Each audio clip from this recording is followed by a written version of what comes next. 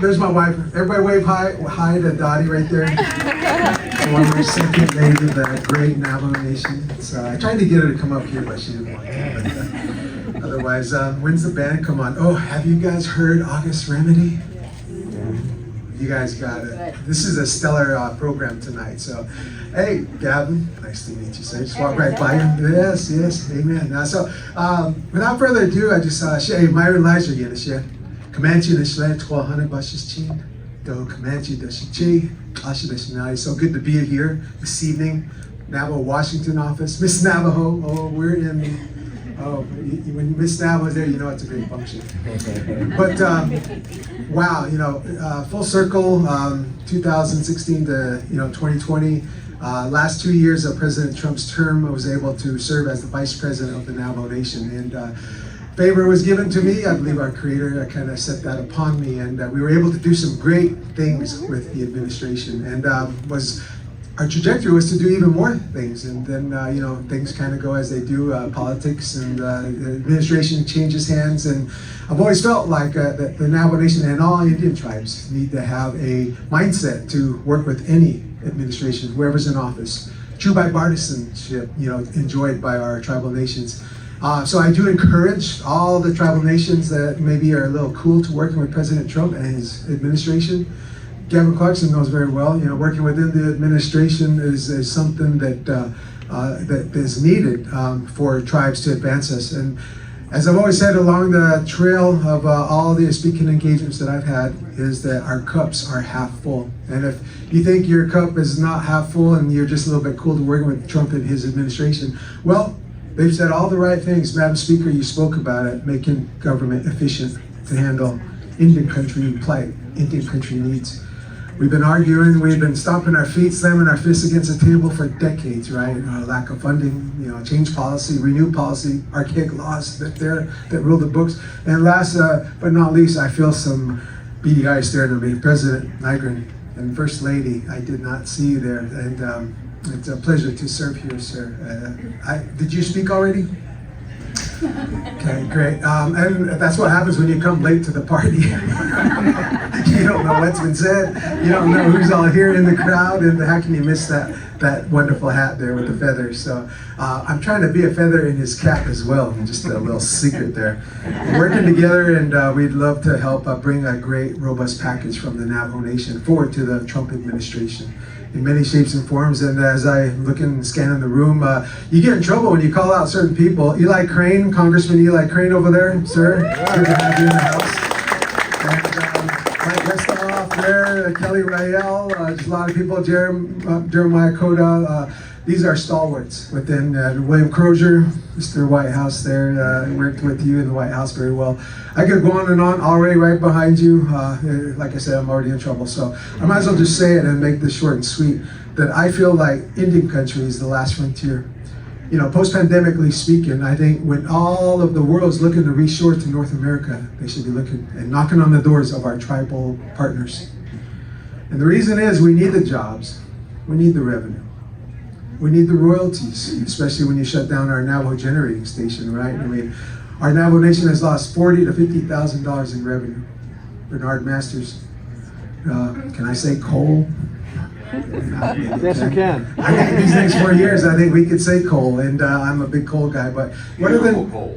Beautiful. That's what President Trump well, hey, it's already been established, and a lot of words and phrases that are tension-oriented within the Trump vernacular now. Drill, baby, drill. We're going to drill, baby, drill. I can do my best impersonation. For some tribes, those words, they're crying right now, saying, "We can't wait. We need the revenue. We need to advance our nation. We need jobs. These are all the plight of any tribal nation, reservation, reserve, Manchuria, that's out there right now. And with Vivek Ramaswamy and Elon Musk there tooting the charge in the government efficiency, y'all, this is what y'all been asking for. We need to make government more efficient for the Indian country. And this is the time. This is the time. And so I challenge you all. If you haven't already warmed up to this new narrative that's happening here in DC, I think this is our time. This is our time. And You know, this is a time where President Trump, he only has 4 years. He's got 4 years, so he's a lame duck president. But I believe he'll set the tone for making our government a little bit harder working for the people, right? Truly, we the people, right? Use the words that they've already touted out there in all of the campaign rhetoric and speeches. We the people. A government for the people, by the people, of the people. They're saying all the things that we've been touting for years and years. And so this is the time. So I want my time and service and any notoriety they may have, the face they may have, having spoken on the Republican National Convention a few years ago, touting for President Trump on the stage in Albuquerque on the tarmac there with 13,000 people there, freezing. When you get people, starving, hungry people saying, "Yay, go Trump," you know you're in the right crowd. And so I think that we really could do well. Justin, thank you. We appreciate you extending this honor of being a guest of honor along with my First Lady there, Dottie Lizer. We want to make ourselves available to help you all to put forth robust requests. Whatever it's in your heart's desire, right? To get Navajo Nation and the rest of Indian country on the map of President Trump and his cabinet. And Doug Burgum is he in the house here? Everybody see Doug Burgum in the house here? When your name gets put out there for such notorious things, rumors, Jeanette news, as they say, people in those positions, we have to use it for all we can. And I want to put First Nations, I want to put Navajo and Indian country on the radar of President Trump and his team. What can we do? If you knew you couldn't fail, what would you do? That's a powerful and amazing question. And I believe that we're in those times right now. When you're the largest tribe with the largest land base and the largest membership, I feel like you have some weight, and you got to learn how to throw that weight around. Mr. President, you've done very well to this point, and I want to help you continue to advance Navajo in whatever initiative, whatever energy. And congratulations! I saw that press release tonight on the solar.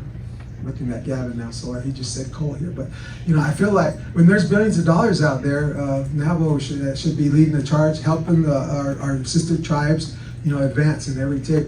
I want to finish that thought. Indian country is the last frontier. When the globe, people in the world spectrum, the world stage are looking for a new place to set up a manufacturing plant, to set up a new business, well, Indian country is the last frontier. Walmart can't even find new lands to build a super center or to build a distribution center. What could be said of the AWS and the Metas and the Googles of the world, data centers, right, and AI, and those are driving the discussions. And Navajo and Indian country needs to be at the forefront of these discussions, pushing whatever narrative that the federal government has as its initiatives. So I think this is a new precedent. We're talking solar, we're talking renewable, but we're talking about becoming a nation that becomes energy dominant. And now what just so happens, right in your homeland, sir, the Utah oil fields. What can we make ours in this time for this president and for becoming energy dominant? I think we should be a part of all of those discussions. We shouldn't disclude Indian country from any of these, I feel, right now, because right now, President Trump wanting to make America great again, make Indian country great. We've never been there.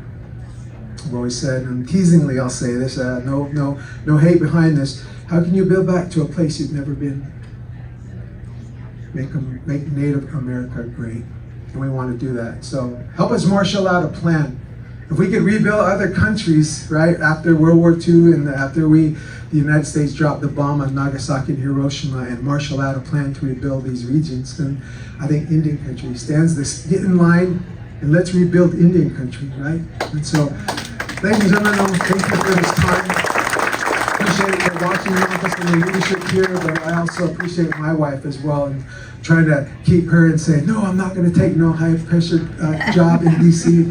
Home is where the heart is, And as I say that, we're I'm gonna kind of take a little thunder here. We're opening up our 4th Ace Hardware store in Chillicothe, New Mexico, real soon, and hopefully by June or July we'll launch a soft opening and have a grand opening. And you're all invited. Thank you very much. Thank you, Vice President Lizer. All right.